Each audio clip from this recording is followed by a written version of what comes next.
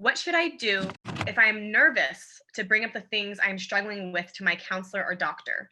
I know they are here to help, but speaking about my issues is very uncomfortable for me. Oh, Brittany, first, I just want to say to that person, of course they're uncomfortable, right? It's such a personal, like we bring these personal things and we want help.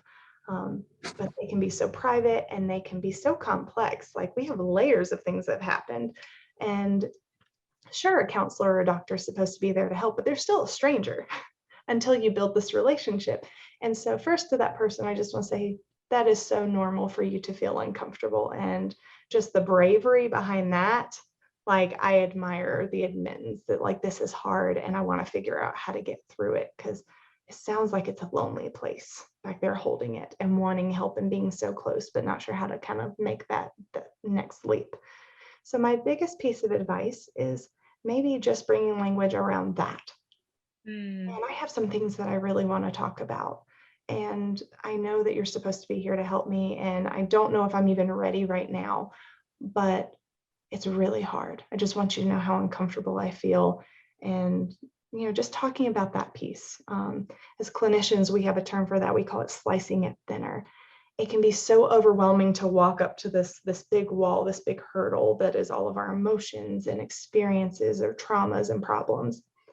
And oftentimes that fear is created because maybe we needed someone before, or we were vulnerable and true with ourselves, and they rejected us, or they hurt our feelings. They took a knife and dug it into the place that was already wounded, whether they meant to or not. That creates such a painful experience for us. So, of course, the next time we want to go and be open and get help, it would feel hard. But when we're hurt in relationship, it requires relationship to heal. And so your counselors and your doctors are the perfect places to begin, especially clinicians, because I can speak for myself as a therapist and the other therapists I work with, the ones I've seen as an individual. It is so welcomed to just be able to have language and say, like, man, this is hard. I want to trust you. I want to talk to you, but there's a part of me that wants to hold back. And whenever I have someone that tells me that, I have no judgment. I'm not offended. mm, Not only are we trained to not take it personal and be offended, but that's just who God created most therapists to be.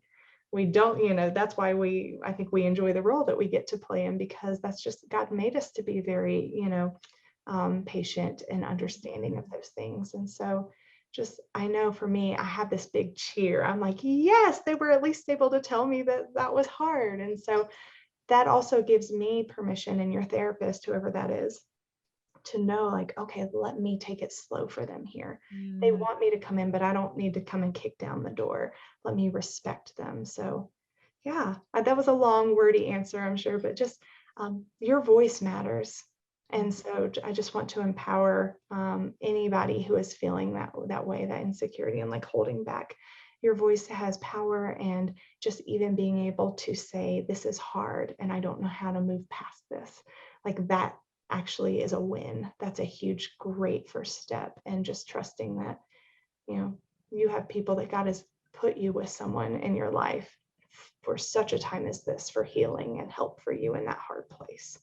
So that's my very long-winded answer on how to encourage that, Brittany.